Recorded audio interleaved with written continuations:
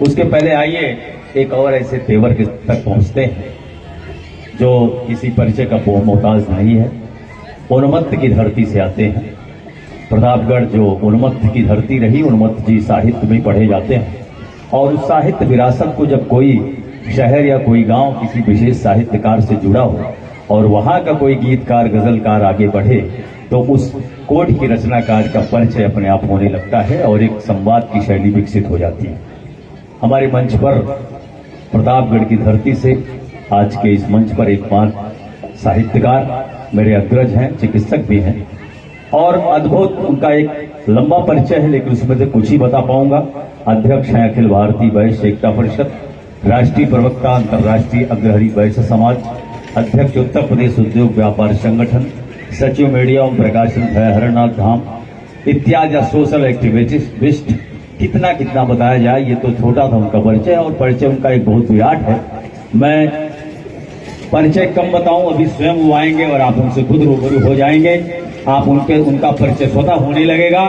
मैं ऐसे पुराने हमारे परिचय जिनसे है, ऐसे वरिष्ठ साहित्यकार प्रतापगढ़ की मिट्टी से जुड़े हुए मिट्टी के साहित्यकार भाई डॉक्टर अशोक अग्रहरी जी हमारे मंच पर होते हैं। मैं 4 पंक्तियां उनके खिदमत में पेश करता हूं, माइक का होल्ड करता हूं कि ठहरी ठहरी से मोहब्बत पे जवानी आई, ठहरी ठहरी सी मोहब्बत पे जवानी आई, फिर मुझे याद एक भोली सी कहानी आई और इतनी आसानी से मिलती नहीं फन की दौलत, ढल गई उम्र तो गीतों में जवानी आई।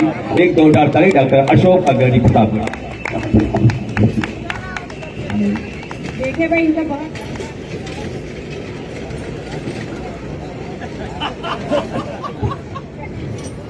इतना लंबा परिचय ये दे दिए हैं कि इनका परिचय ही नहीं लिएगा, कविता मत सुनिएगा आप लोग। चलिए वो माइनस जीएसटी कर दीजिए भाई मुझे। और मैं समृद्ध मंच को प्रणाम करता हूँ और बहुत ही खूबसूरत संचालन कर रहे हैं प्रकांड विद्वान क्योंकि जो रज्जू भैया विश्वविद्यालय जो मुक्त राज्य मुक्त विश्वविद्यालय है उसके आप जो उसमें आप प्रोफेसर हैं और हमारे साथ कई मंच आपने शेयर किया और जितने खूबसूरत उनकी रचनाएं हैं उतने खूबसूरत उनके मिजाज हैं और अच्छे फनकार हैं, गजलकार हैं। हमारे साथ कई बार पढ़ते हैं और पढ़ते पढ़ते मैं भी कभी बना, हकीकत में मैं डॉक्टर और समस्या ये लक्षण जो है वो मेरे डॉक्टरी पेशे से पहले भी थोड़ा सा आना शुरू हुआ। शादी हमारी लेट हुई, अब कितनी लेट हुई ये नहीं बताऊंगा, हमारी मर्जी। कब योग शादी जल्दी कहाँ होगी? मेरे पिताजी ने कहा कि जब हमारे यहाँ रिश्ते आए तो वो हर बार देखे और चले जाएं। मान चलिए कि 20 रिश्तों के बाद हमने कहा एक बार बता दीजिए कि लड़का डॉक्टर के साथ साथ कभी भी, बोले और घंटादार हो जाएगा। सुनता कौन भाई? बेटा बाप की नहीं सुन रहा है, पत्नी पति की नहीं सुन रही है, पुलिस पब्लिक की नहीं सुन रही है, सरकार जनता की नहीं सुन रही है, तो कभी बात कर रहे हैं। एक बार अगर बैंक समझ में आ रहा हो तो एक बार तालियों से मुझे आगे बिल्कुल बजाइए, लोग सुन रहे हैं, ऐसा अपने लिए तो बजा ही सकते। फिर मैंने कहा एक बार बता ही दीजिए कि मैं कभी भी हूँ। आखिरी जो हमारा रिश्ता हुआ उससे जाते समय जैसे वो पदार्पण किया पीछे की तरफ, कब ऐसे एक मिनट रुकिए, डॉक्टर 19 साल लड़का हमारा कभी भी है, बोले फिर रिश्ता पक्का है, जम जाएगा। बोले कैसे? बोले हाँ हमारी लड़की भी जो बहरी है। सब बात समझ में आ गई? चलिए अच्छा देखिए, नोक झोंक दाम्पत्य जीवन का एक रस है और अगर कोई कहता है कि निर्वाद है तो वो पक्का झूठा है। मान चलिए कि एक बार अदालत में एक मुकदमा लगा और मैडम से कहा जज ने कि आखिर कोई दिक्कत कोई असुविधा? कहे नहीं, सारी सुविधाएं हैं, 30 गाड़ियां हैं, 50 बंगले हैं, नौकर है, चाकर है, फिर ज्वेलरी जो है 50 लाख की है। बोली समस्या कहाँ है? कोई लड़ाई झगड़ा? बोले यही तो नहीं हुआ था। बोर हो गए एक रस में पकड़ के प्रेम के, इसलिए एक बार तालियां बजाइए, आप लोग समझ रहे हैं। अच्छा हकीकत ये जो इस जन्म में ताली बजाता है कभी वो महफिल में, वो उसके लिए आशीर्वाद वचन जो है मन से जाता है और अगले जन्म में वो राजकुमार के रूप में पैदा होता है। और जो ताली नहीं बजाता है अगले जन्म में मान चलिए यहाँ से अभिशाप भी जाता है एक मुश्त, फिर मान चलिए कि दो दरवाजे तालियां बजानी पड़ती हैं। एक संस्मरण और सुनाकर उसके बाद मैं अपनी औकात में आता हूँ और मैं कोशिश करूंगा अपनी सीमा में रहूं। जी। अगर मैं अपनी सीमा में रहूं तो मुझे सचिन समझने की भूल मत करिएगा। जैसे आप हमारी पत्नी जो है प्योर इंडियन है। जैसे आप घर में सीमा में रहते हो वैसे रहिए। जी। तो मान चलिए कि हमारी पत्नी ने जो है अभी पिछली बार मैं अक्सर कभी कभी त्योहार भूल जाता हूँ। अच्छा, एक त्योहार और भूल गया, लेकिन संजोग सुबह हमारी मैडम ने जो कहा टेंशन, हमने कहा करना क्या, बोले नहा धो के फ्रेश होकर के बैठ जाइए। बैठ गया अच्छी पति की तरह। पत्नी हमारी जो एक गिलास दूध लेके आई, मैंने कहा भगवान ये सूरज पूर्व से पश्चिम तरफ कैसे उदय हो रहा है। बोले दिमाग मत खराब करो, सीधे दूध पियो, आज नाग पंचमी। आप समझ पा रहे, ताली बजाते रहिए।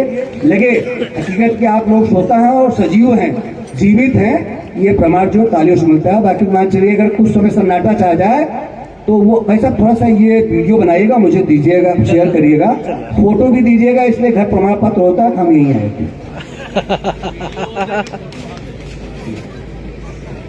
मैं एक अपने मिजाज का शेर जो इस जीवन तक मैं समझ पाया,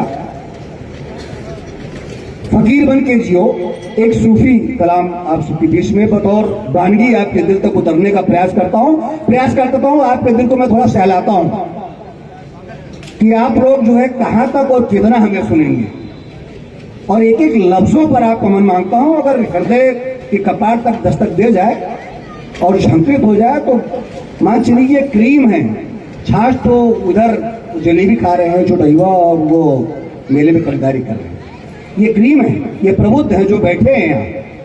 तो मान चलिए एक अपनी मिजाज का मैं सूफी कलाम हाजिर करता हूँ। बड़ी गजलकार हमारे यहाँ जो कि पूरे देश में सुनी जाती हैं, और उनसे बड़ा पारखी कौन हो सकता है। और मान चलिए कि वो घर में सुने या ना सुने मैं नहीं कहता हूँ, लेकिन जिस मंच पर रहते हैं वो पुरुषों को बराबर सुनते हैं, मैं उनका मैं इस्तेमाल करता हूँ। फकीर बन के जियो, नजीर बन के जियो, फकीर बन के जियो, नजीर बन के जियो, किसी की आंख का तुम मीर बन के जियो, किसी की आंख का तुम मीर बन के जियो, सिकंदर बन नहीं सकते बवंडर। फिर ये इतना क्यों? 200 ग्राम आटा और कुछ सामग्री इसके अलावा और कुछ दिखाते हो। ज्यादा हुआ अगर 4-10 करोड़ तो सीधे हमारा कोई यहाँ पैसा भाई लिख देता है कि दाल का पानी और रोटी का छिलका, नॉट मोर देन दीज। तो वो धन भी कहते हैं साईं इतना दीजिए जितना भूख समाए। हमारे हाथ के नीचे हजारों वर्कर हो, हमको जो है खाने के लिए सब कुछ वर्जित हो जाए, मात्र सुख नहीं बल्कि वो वैधव्य।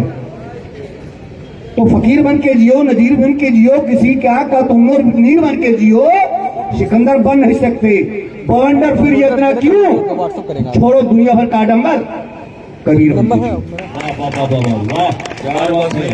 आलोक भी भेजा, आप उससे ले लीजिए। आप दूसरा शेर भी इसे तैयार कर मैं आप सबसे पूरा नहीं भेजा, मैं सिलेक्ट करके दे दिया मैंने मेल में। ठीक है, अब चाहिए तो हम अहम तोड़ देता है, वहम तोड़ देता है, 8 GB का है। किसी को तो ज्यादा ये गम तोड़ देता है। अहम तोड़ देता है, वहम तोड़ देता है, किसी को तो ज्यादा ये गम तोड़ देता है। अहम तोड़ देता है, वहम तोड़ देता है, किसी को तो ज्यादा ये गम तोड़ देता है। मेरे पास पतंग तब तक उड़ता है जब तक उसकी डोर लगी होती है। आज की पीढ़ी जो थोड़ी सी चलायमान हुई, कहता है छोड़ो, आपने क्या किया, हम लोग चंद्रकांत कल सुबह हो के छोड़ दो। और छोड़ने के बाद मान चलिए जिन बच्चों के सिर से पीठ से पिता का साया उठ गया उसका नसीब टूट गया। अहम तोड़ देता है, वहम तोड़ देता है, किसी को तो ज्यादा ये गम तोड़ देता है। और पतवार हो नागर कश्तियों में, लहर में समंदर के दम तोड़ देता है। वाह वाह वाह, क्या बात है। लहर में समंदर के दम तोड़ देता है। अच्छा, इतना भी ज्यादा आप लोग एप्रिशिएशन ना करें, तालियां बजाएं कि सारी रात अकेले हम पढ़ें, ये और लोगों को सुनना है।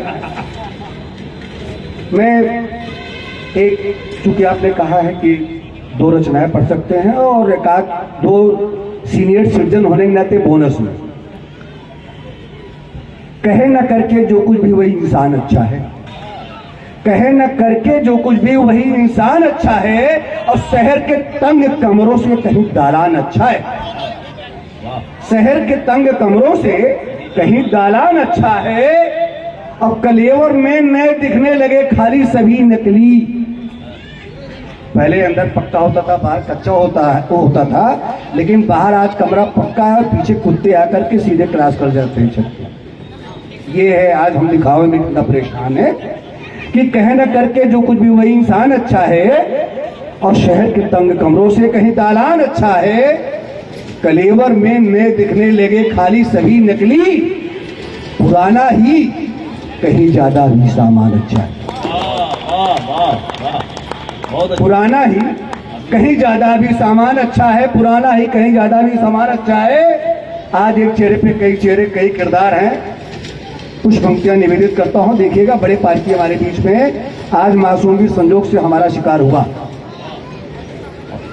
शराफत के मुखौटों में छुपे खुखार सातिर से, शराफत के मुखौटों में छुपे खुखार सातिर से, कहीं जाहिल वो अपने गांव का रमजान अच्छा है।